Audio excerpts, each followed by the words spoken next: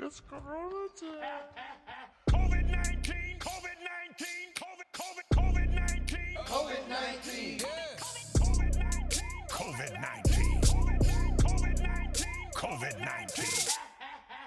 Coronavirus. Layla, Billboard.com. Headline: Vaccine skeptic Eric Clapton claims subliminal messages are convincing people to fall in line. I'm loving Eric Clapton more and more. I got to tell you, I've seen him play live, and was kind of a fan, when I was a kid. But he's a whole new level now. After months of railing, he's fighting the mind control. Is that what we're seeing? Oh yeah. Eric Clapton's been I think he got the vaccine and got really sick, and now he's anti-vax and got canceled for just stating that he was sick from the vaccine. Yeah. After months of railing against COVID-19 lockdowns and vaccines and refusing to play shows that require vaccination proof, Eric Clapton has seemingly embraced a controversial theory claiming that secret messages are allegedly being hidden inside YouTube videos with the goal of driving mass compliance with COVID precautions. The 70s. They're calling that they're calling the idea of subliminal messaging a conspiracy theory. Yes, well, it's Billboard. They can't be.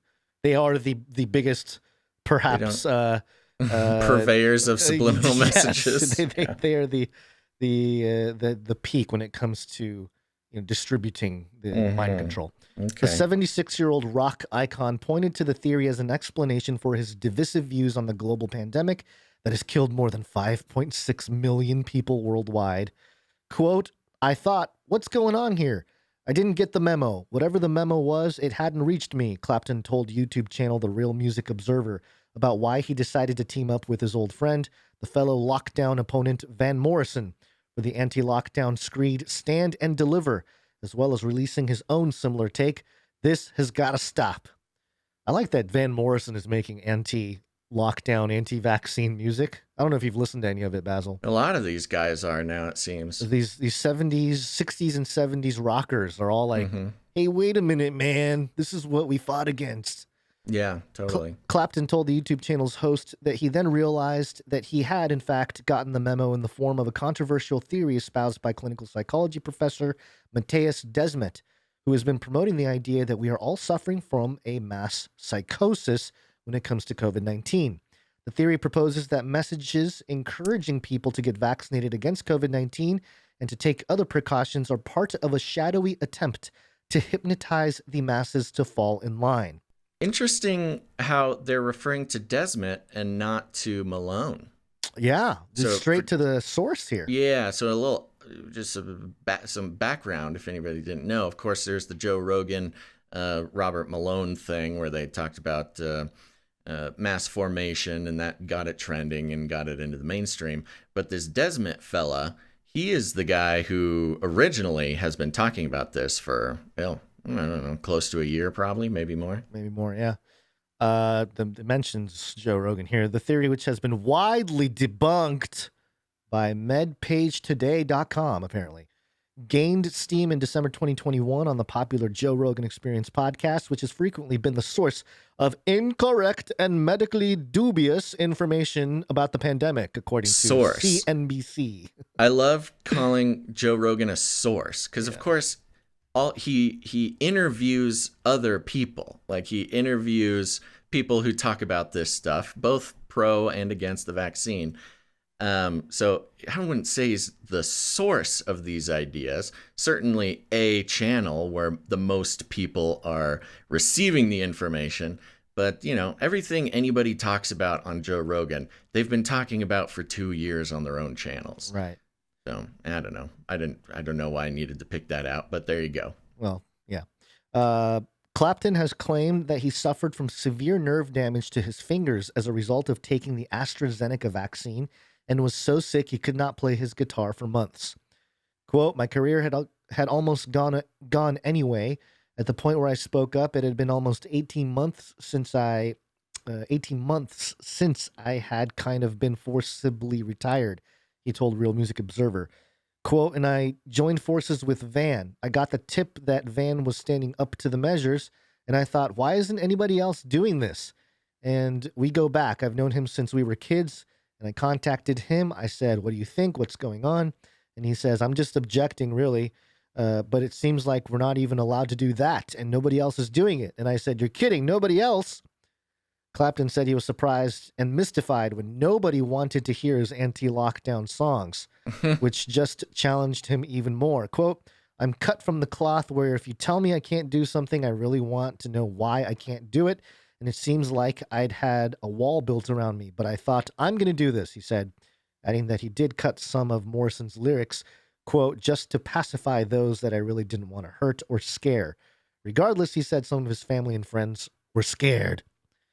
And then he said he happened upon his theory about an alleged subliminal message in pro-vaccination videos and, quote, I could see it then. Once I kind of started to look for it, I saw it everywhere. Then I remembered seeing little things on YouTube which were like subliminal advertising. It had been going on for a long time, that things about you will own nothing and you will be happy. And I thought, what's that mean?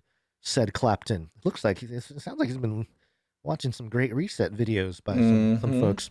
And Clapton in the interview said what's that mean? Said Clapton in the interview about the alleged mind manipulation going on YouTube. I like the idea of Clapton just sitting around watching YouTube.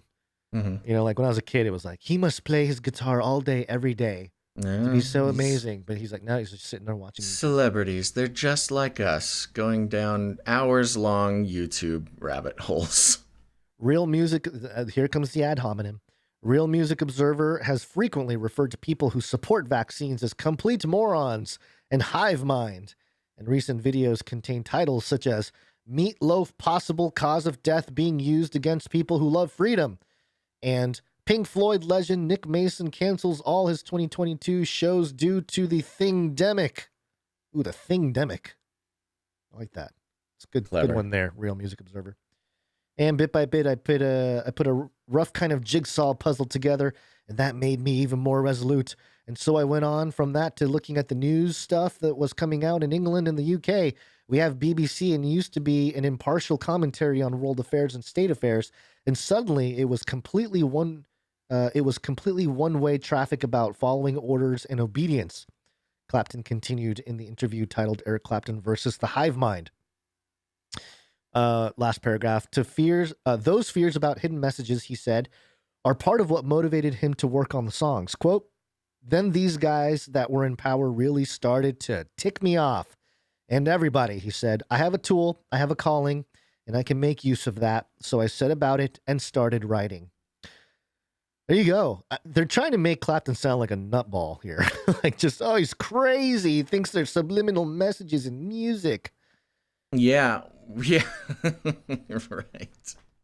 Yeah, well, you know, it is a sort of an effective trope, I guess, because the subliminal messages in music has sort of traditionally been, I feel like traditionally been represented in mainstream media by like Christian quacks specifically. Right. You know, because he had the whole sort of narrative where rock and roll groups were putting satanic subliminal messages, playing things backwards, assigning demons to songs, and sure, yeah. So you kind of have the that John Todd stuff early background to, you know, to trigger people's, you know, social programming. Right. Yeah. Okay. Well, there you go. Good job. I don't think he's wrong though. Like I bet. No, I don't think a lot of people don't think he's wrong. That's the funny part. Right. Like it's pretty well documented that subliminal messaging is a thing and at least can be used in you know, to subtly communicate in ways that people aren't aware of. Mm-hmm. Real quickly here, this is another sports ball because today's sports ball day. I'm watching a sports. Sports did good. Ooh, did the ball go? The ball go.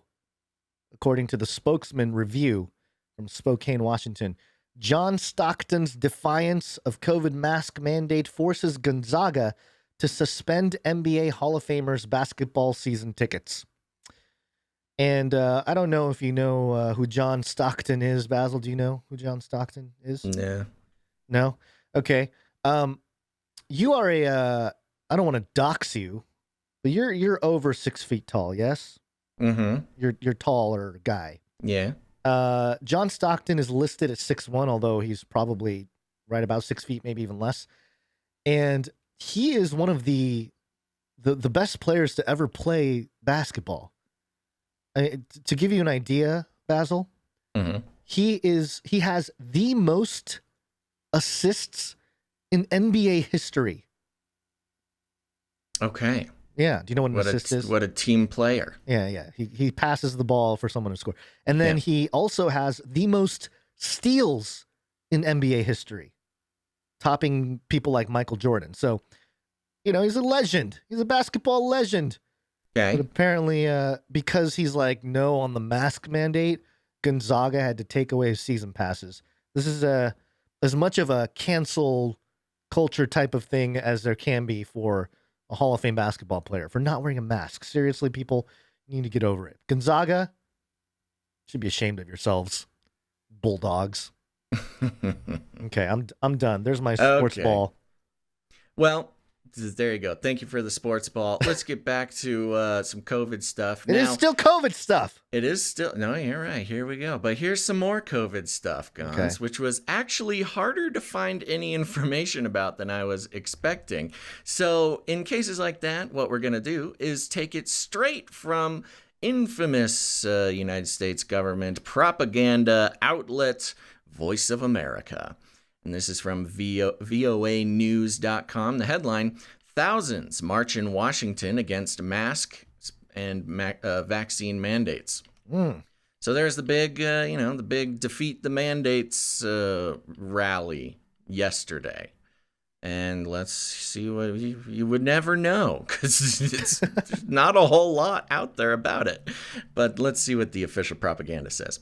Thousands of anti-mask and vaccine mandate protesters rallied on the Mall in Washington, D.C. on Sunday to voice opposition to the Biden administration's COVID-19 mask and vaccine policies. Gathering at the base of the Washington Monument and then marching to the Lincoln Memorial, the protesters held signs saying, "Make love, not mandates," and "Coercion is not choice." COVID-19 has killed more than 860,000 people in the United States and more than 5.5 million globally over the 2-year-long pandemic that has weighed heavily on the economy. That's a pretty packed statement there. That we lot of lies just packed into one giant ball. This is just one sentence that you could spend lots of time unpacking, but we're going to skip that for this segment. On January 13th, the U.S. Supreme Court blocked President Joe Biden's COVID-19 vaccination or testing mandate for large businesses, a policy the conservative justices deemed an improper imposition on the lives and health of many Americans, while endorsing a separate federal vaccine requirement for healthcare facilities. Many U.S. companies have implemented blah, blah, blah, blah. There's nothing else about the march. It just goes on to give this, there's the one regular sentence. talking points. Two sentences. Two sentences in the entire report about the march. Now, if you search, I was searching anti-mandate protest. But let's try something more official. We'll do defeat the mandate protest. There was a Forbes article I have in the show notes here. Yeah, so they some other things do exist, but not as many, because I'm searching here, and you get the first results that I'm getting are the official defeatthemandatesdc.com website. And then when it gets into the news, it's TennesseeStar.com, EpochTimes.com, Yahoo, okay, Newsmax, the Minnesota Sun, Uncovered DC, and the Daily Call. It's just all either small local outlets or, the ones you'd expect, like Daily Caller and Epoch Times. But we do have, let's see here, Fox News did do a report on it, but they too did not really talk a whole lot about it. It's just, there's the Defeat the Mandates march took to the streets yesterday. There was somewhere between 30,000 and 50,000 people who showed up. Here's some pictures.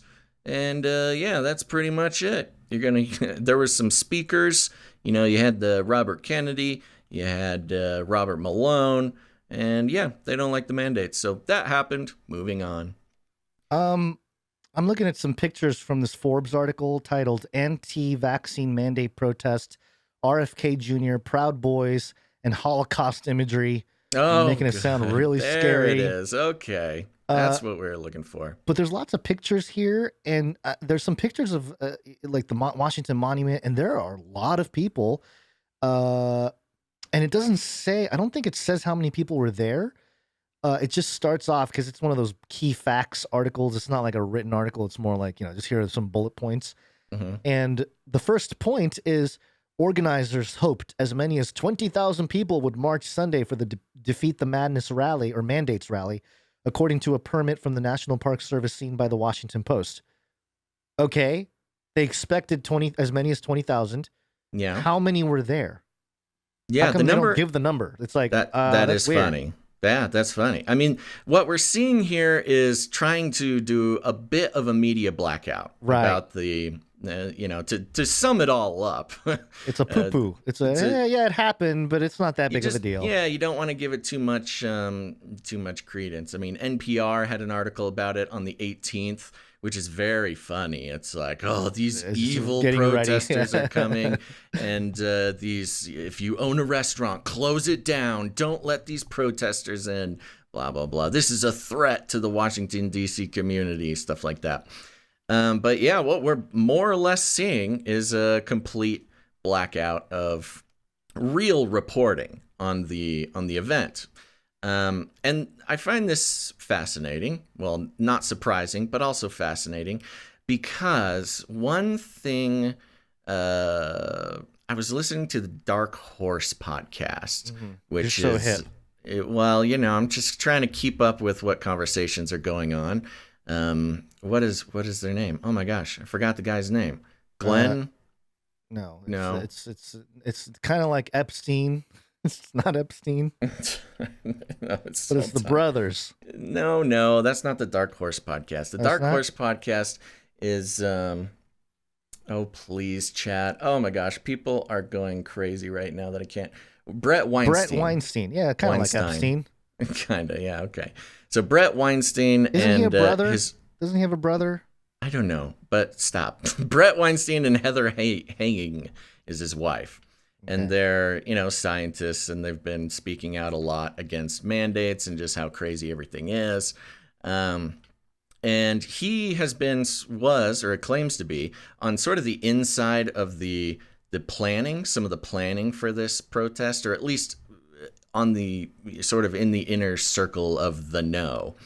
And he came out, I think it was on Saturday or Friday, and he made this big announcement about how he's not going to it because he's worried, like a January 6th thing, that, some forces that would wish to discredit the march or the protest, might cause something bad to Asian happen. Provocateurs would come stir things up and create a narrative for the opposition. And so he claims to have taken the stance, which I have no reason to not believe him, but he claims to take the stance where he said, oh, I'm not going to the thing. I've been involved in the, maybe not in the planning, but I've been aware of all the planning. I'm on the inside.